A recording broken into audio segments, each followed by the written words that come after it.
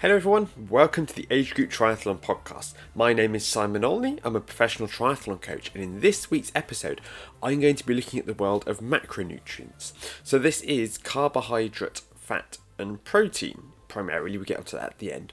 But these are the three groups that foods can be, ingredients really, can be divided up into. And so I'm going to be breaking down how each of these is important for triathletes, for their performance as well as their health. Now, this episode could easily be 3 hours long and really dry. I'm a certified nutrition coach as well as being a triathlon coach. So I could talk about this until the cows come home. But the reality is nutrition can be really dry. It can be really boring. I remember as an athlete trying to learn about nutrition, and I'd be engaged for the first page or so, whatever it is I was reading, and then my brain would wander. And even as a coach, when I first started coaching, I went through the nutrition modules and my eyes just started getting closer and closer together, and it confused me, it overwhelmed me, and I didn't give it the attention that it deserves. Now I have gone and I've done separate qualifications in nutrition now. So I could talk about this for a very long time, but I understand if you're an athlete, it can be really dry, it can be really boring. So this is going to be a relatively short episode because I'm going to try and include actionable information, what it is that you want to know.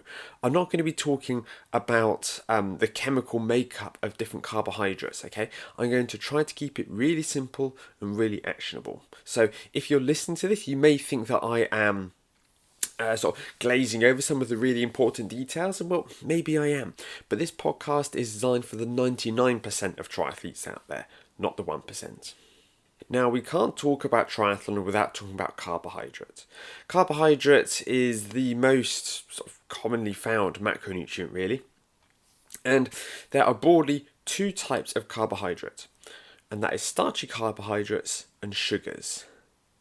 Now, for a lot of people, sugar's not carbohydrate, because when people think about carbohydrate, they think about rice, they think about pasta, they think about potatoes, okay? And these are good examples of starchy carbohydrates. But essentially, if something is not fat-based or protein-based, it's probably going to be carbohydrate-based. This includes fruit and vegetables, as well as our sort of starchy carbohydrates that we find. Sweets as well come under carbohydrate, and carbohydrates get an awful lot of hate. It's really hard to move an inch in the world of social media without somebody telling you to cut carbohydrates.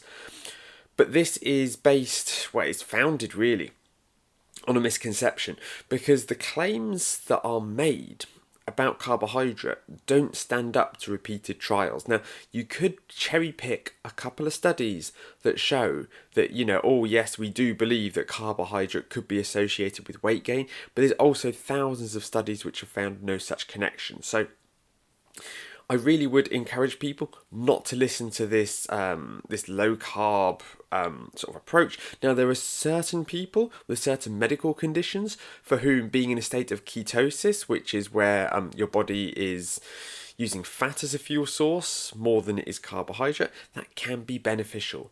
But for the vast majority of people, if somebody has lost weight on the keto diet, it's because they're consuming less calories rather than less carbohydrate. If somebody cuts out carbohydrate and by proxy also doesn't eat an entire bag of Doritos every evening in front of the television, guess what? There's a good chance they're going to lose weight that way. But moving from beyond a general sort of body composition aspect, carbohydrates are super important for triathletes because they're really easy to digest. If you think about if you have a handful of sweets, how quickly would you feel hungry again?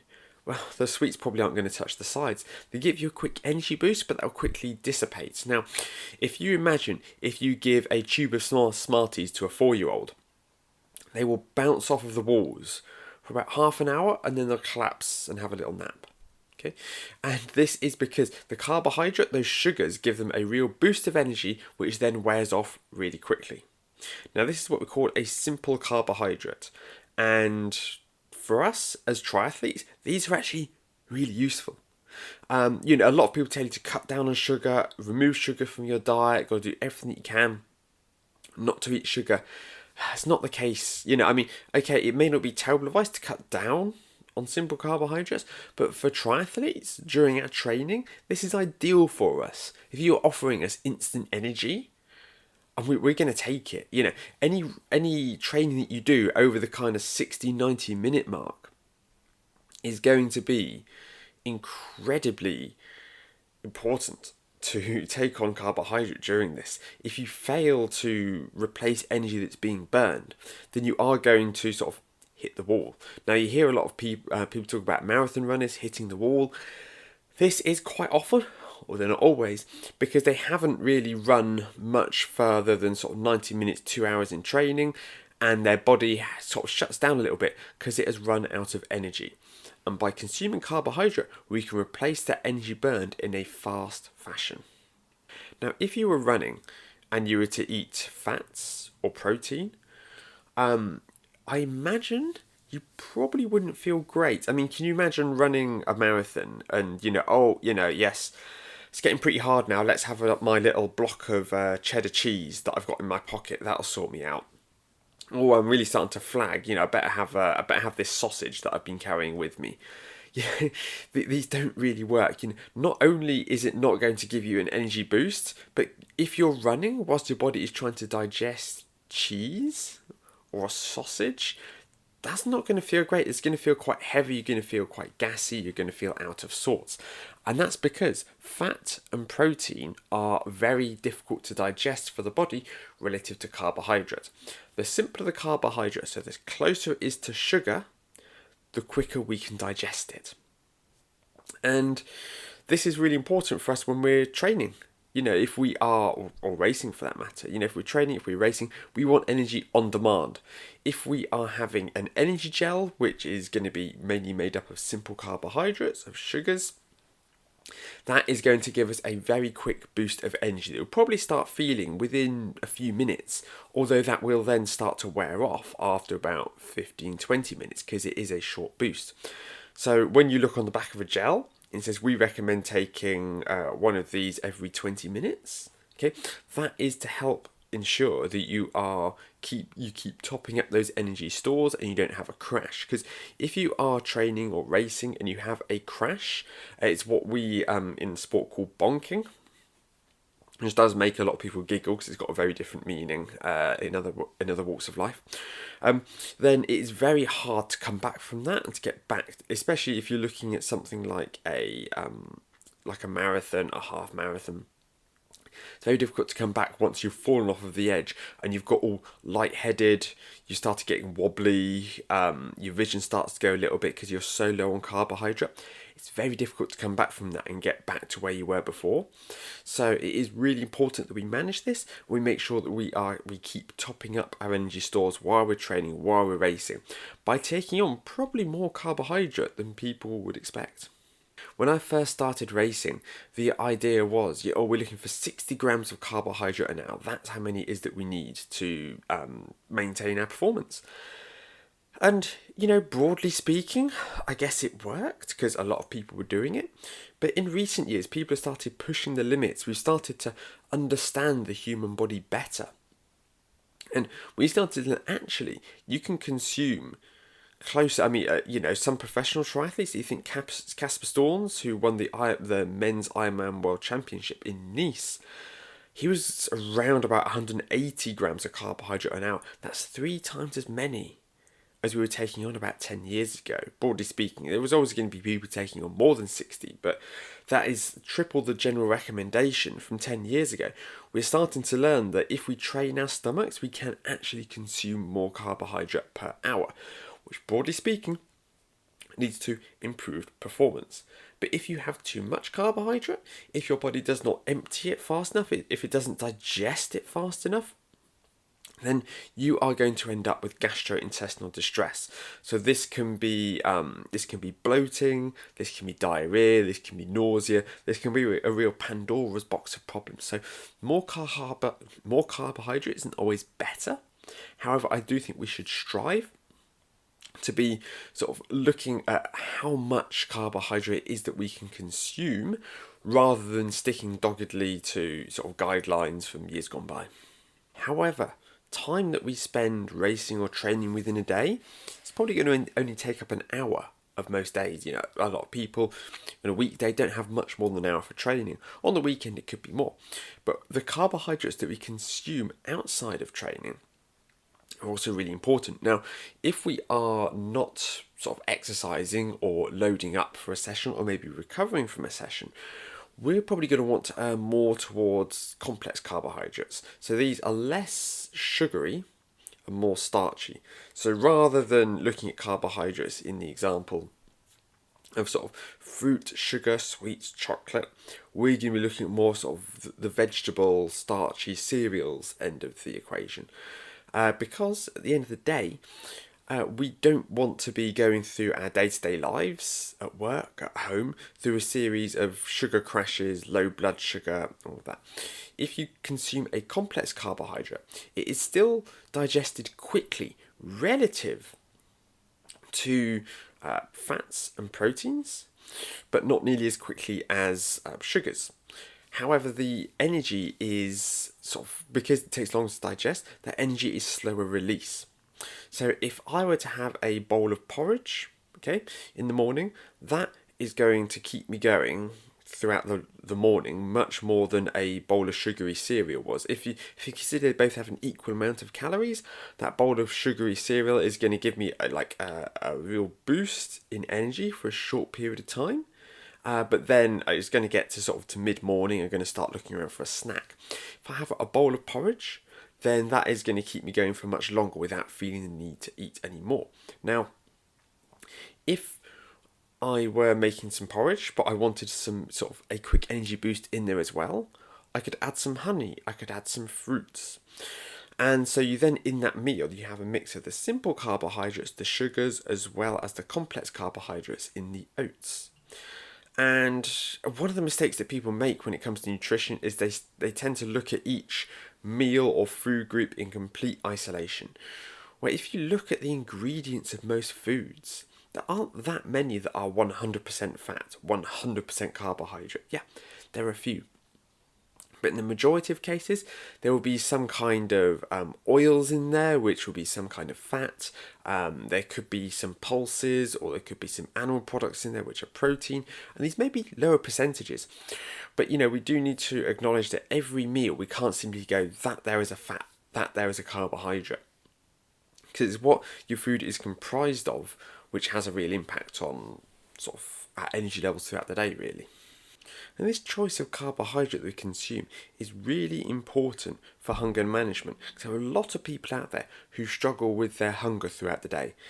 And they're always beating themselves up because they feel that they should be eating less, especially if they're looking to achieve a calorific deficit. They're looking to reduce the amount of cravings, the amount of hunger they feel throughout the day.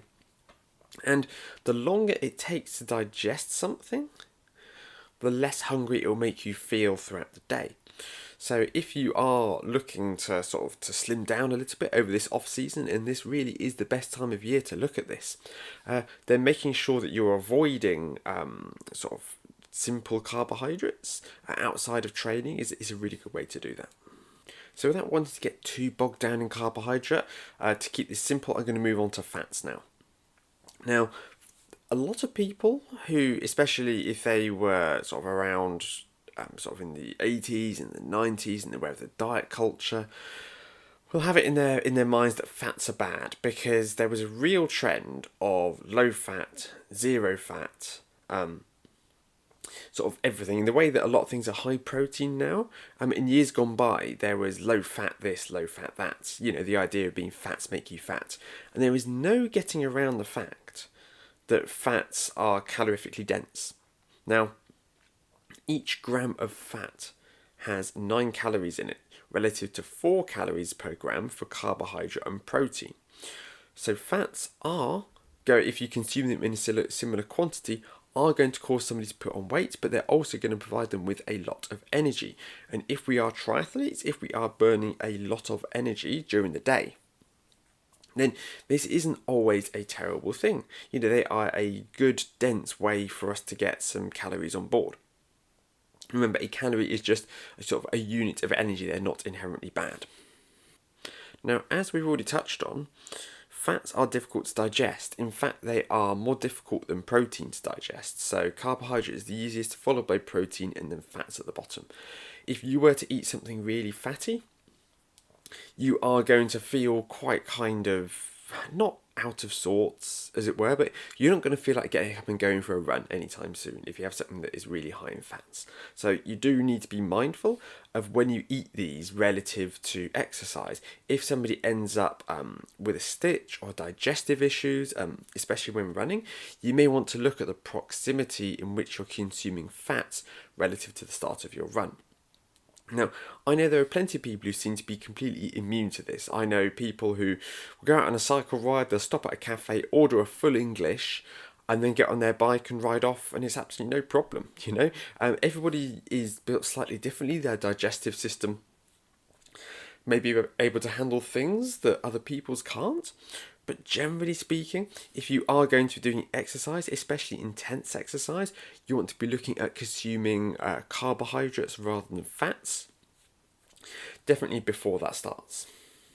Now, I know I said I didn't want to get too in depth here, but I did want to cover this. Now, you may have heard people talk about saturated fats and unsaturated fats, or good fats and bad fats, and may have sort of wondered what all this is about. Now, unsaturated fats are, broadly speaking, liquid at room temperature, so this is, broadly speaking, oils for the most part. Whereas saturated fats are solid, so this is things like butter and cheese, for example. And if we are looking at sort of cholesterol, which is connected to heart health, if we want to reduce our cholesterol, which a lot of people do have quite high cholesterol and the doctors tell them they need to reduce it, then reducing the amount of saturated fats they're consuming and increasing the amount of unsaturated fats they're consuming can really help. So they need to eat less in the way of cheese, for instance, and they might want to have more, or bacon rind for that matter, and have more in the way of oils. Because saturated fat and unsaturated fat, if you have a lot more saturated fat in your diet than unsaturated fat, that will increase cholesterol. So we do need to be mindful and think what it sort of, when we're choosing the fats that we consume, where we're going to get our calories from fats within the day, we need to really think to ourselves, okay, so I need to be looking at something more in the way of oils as opposed to more solid sources, because they are sort of just healthier. Now, I am a big cheese fan, okay? Anyone who knows me will know that I would grate cheese and stick it on top of anything given half a chance. I'm definitely not advocating, oh, you need to step away from that, it's bad for you, you need to, really avoid it. We just need to reduce our consumption a sensible amount. And this is a case of not, if we have a choice of cooking with butter or cooking with oil, to go with oil, for instance. And to complicate things a little bit further, if we look at unsaturated fats, so oils, you have two types of unsaturated fats, broadly speaking. You have omega-3s and omega-6s. And chances are this will ring a bell. You'll have heard about it at least. And that's because we are forever being told that we should have more omega-3s in our diet. And omega-3 supplements, cod fish liver oil, is pushed quite hard. And omega-3 is actually really important. It is important for brain function, it's important for heart health, eye health, it can help reduce your blood pressure. It really is one of those you go, this is really good stuff. But the real, I guess, issue isn't so much our underconsumption of omega-3s, which isn't ideal. It's our overconsumption of omega-6s. Now, omega-6 is what we tend to find in seed oils. There is nothing inherently wrong with seed oils. A lot of people try to tell you otherwise, but I have quite a lot of seed oils in my diet and I'm perfectly healthy, perfectly fine, athletic. The issue is when you have a real imbalance between omega-6s and omega-3s. Now, if you look at people, how our diets have evolved, even over the last 20, 30 years, if you were to go to somewhere, especially a fast food restaurant to eat, chances are you're going to have a lot of omega-6s within those oils and not much in the way of omega-3s. Now, omega-3 is primarily found in fish. So if somebody is going to McDonald's and they're having a Big Mac and they're having fries, there's going to be a lot of omega-6s in that meal. But there's going to be very little, in fact, sort of zero, I believe, omega-3s. And if somebody goes through sort of life never really having much in the way of sort of fatty fish, such as salmon, which is where omega-3s are found, then they are going to end up with health conditions. And this, because, traditionally we would have a much closer sort of 1-to-1 ratio between omega-6s and omega-3s. That's what our body is used to. Whereas nowadays, a lot of people, it can be closer to 90% versus 10% of omega-6s to omega-3s. And if we can try to rebalance that, if we can try to have more in the way of omega-3 in our diet, that is a good way to do it. Now, there are lots of companies that sell omega-3 supplements that, yes, quite rightly, if you take those supplements, that will help with health outcomes. But realistically, I just think athletes would be better off making an effort to consume oily fish twice a week, and then you don't really need to worry about taking supplements. Now, don't worry, vegetarians and vegans, because there are plenty of sort of more plant-based sources of omega-3s, such as flax seeds, chia seeds, walnuts, soybeans, algae and seaweed. There are ways to get omega-3 that are in a sort of a more plant-based, animal-friendly fashion. Now, whether we're looking at saturated or unsaturated, or omega-3s or omega-6s, fats are important to our diet. If somebody goes for a very low or zero fat approach, they are going to end up with health issues. And this is going to be primarily because their immune system is going to take a knock. So your fats are really important for your immune system. If you cut down really heavily on fats, there's a good chance that you'll find yourself in sort of catching an awful lot more in the way of sort of viruses than you would do normally. So we cannot afford to sort of remove fats from our diet. And they are also important for all sort of different processes in our body. So fats, we need to be sensible with the amount that we're consuming because they are so calorific. However, we cannot afford to remove them entirely or cut down on them as much as possible because they are actually really important for our day-to-day life. Finally, we have reached protein.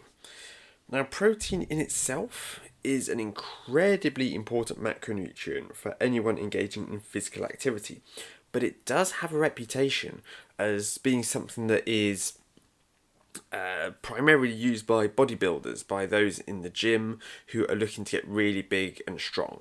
And as such, there's a little bit, a lot of people feel slightly uncomfortable around it, about increasing their protein intakes. They don't want to get muscly, they don't want to be a gym bro. And I totally get this. It's something that I sort of felt self-conscious about sort of for a while myself, because, I don't want to be like them. I don't want to get really big, I don't want to get really strong, I want to be a triathlete. But the fact is that protein really is the building blocks of life. And if you're not getting enough protein in your diet, you're not actually going to be adapting to the training that you're doing. Because your body's going to go to sleep at night and it's going to go, wow, we did a really hard run today. We did a really long bike. We were in the gym today. Great, let's make the body stronger. Oh, we can't because we don't have the raw materials to do so. So you don't actually really get any fitter. So for endurance athletes, it is really important for us to get sufficient amounts of protein. Now, the way that we calculate how much protein it is that we should be aiming for is we look at how much protein we are consuming per kilogram of body weight. So as endurance athletes, we should be looking for a minimum of 0.9 grams of protein per kilo. So to keep the maths really simple, a 100 kilogram athlete would be looking for 90 grams of protein a day. And when you consider that a chicken breast has 30 grams of protein in it, broadly speaking, depending on the size, it's quite a lot of protein that we need to be aiming for. However, protein isn't simply got from red meats or from protein powders, so I'm going to go over a few different sources of protein for you now. Now, broadly speaking, anything that is animal related, dairy, is going to have protein in it. So, yogurt is a really good source of protein. That is a good way to increase your protein throughout the day because you can have that in the morning with breakfast, a little bit of protein. Um, there is also, and it's the likes of butter and cheese, which have protein in them. Not as high as other sources, but you will get some protein there. Milk even has a low amount of protein in it. But of course, we have to be mindful, especially with butter and cheese, that these also have a large amount of saturated fat in them. So we have to be careful. Now, as we are looking at sort of plant-based sources, there are actually a really good amount of protein out there that is plant-based. So that is pea protein is actually added to an awful lot of foods. If you have sort of protein enhanced versions of different foods, pea protein is a really popular source of that because it's vegetarian, it's vegan friendly. It tends to be cheaper. Now, it isn't a whole protein. It doesn't have all of the amino acids in it, which you do tend to get from animal products. However, it is quite cost effective for businesses, which is the reason that they use it. If you are looking for a protein shake, if you're looking to supplement your protein intake with a supplement, I don't think this is a bad idea. Again, this is something I shied away from in years previous. But if you find it hard to hit your protein target throughout the day, this is an absolutely fine way to do it, whether it's protein bars, whether it's protein shakes. Don't believe a lot of the scare stories surrounding them. They're generally sort of unfounded. There is nothing wrong with using these to hit your protein target. If you're a vegan who is looking to hit protein targets, then, again, you could use supplements, but let's be honest, supplements should only ever be supplementing a healthy diet. They should not replace it. Yeah, I think a lot of vegan diets, they can be quite heavy in processed foods anyway. If you look at a lot of sort of vegan options that are available on the shelves of supermarkets. So I really do want you to look for more whole food solutions, and beans, legumes, pulses are all good sources of protein. You just will need to eat a greater quantity of them, and you're going to need to be a little bit more focused with what it is that you consume. Now, vegan, it can be perfectly healthy. There are a lot of fantastic athletes who achieve very high performance on a vegan diet. But you do just need to be more mindful. You do need to plan your meals ahead a little bit more. Make sure you've got the fresh ingredients that you need. Make sure that you're hitting your protein intake, really importantly. It can be done. I coach a vegan athlete currently, and she is doing really well with her training. You just need to be quite mindful of it. Do your research. And whether you are plant-based, vegetarian, or whether you eat meat, it is worth taking some time to look at the ingredients on these foods and go, okay, well, how much protein is in this, and add it up throughout the day. So that brings us to the end of our sort of whistle-stop tour looking through the 3 macronutrients. Again, I could wax lyrical about each of them for, well over an hour, but chances are you're not really interested in that. So let's go over a little bit of a summary. So, if we're looking at carbohydrates, this is anything that is sugars based or that is starchy. And this is great for quick release energy. Okay, it's easily digestible. It is ideal for use in exercise. So I really encourage athletes to, make sure they're getting high amounts of carbohydrate, especially ahead of sessions.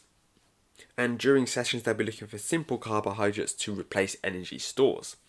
If we're looking at fats, these are very calorifically dense, but they are important for our immune system and some other more complex sort of areas of our body to make sure that we can achieve a state of good health and sort of brain function and all of that.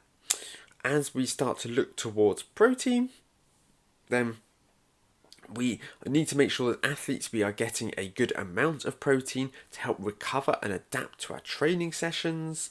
It's really important for sort of other health markers as well.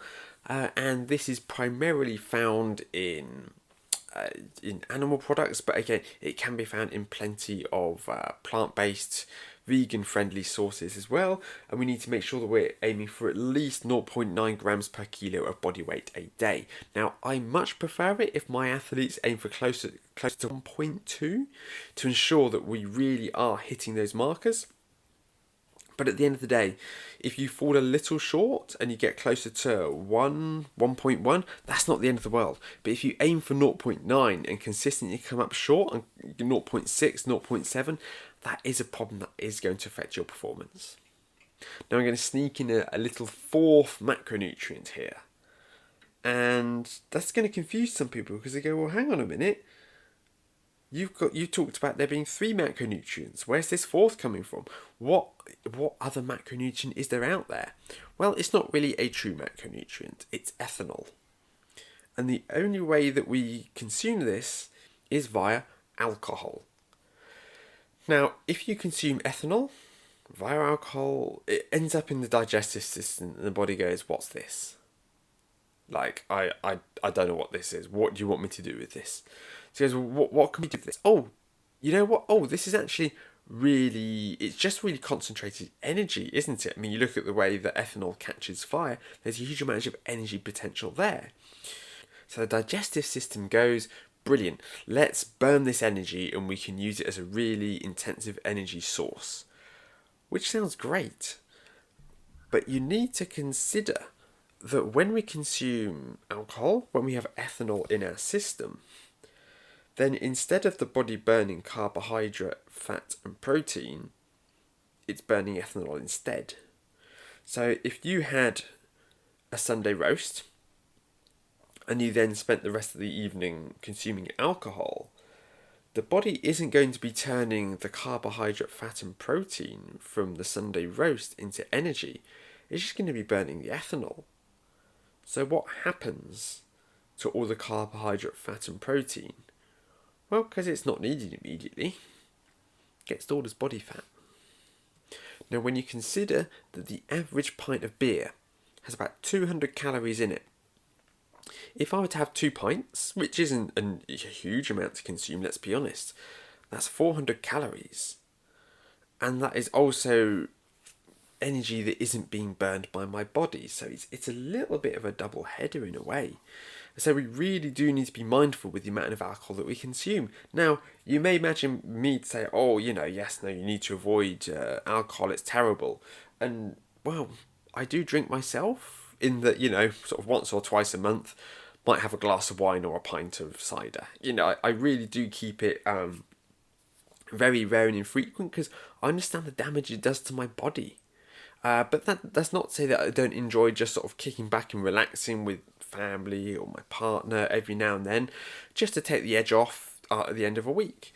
However, you do need to be mindful of this, and if you are somebody who's going to be going out and drinking heavily or regularly, if you are a fan of wine o'clock, and you just sort of every day, it's a habitual thing, you have a glass or a bottle of wine, this really does add up, and this really is going to sort of have an effect on your ability to achieve your goals in triathlon.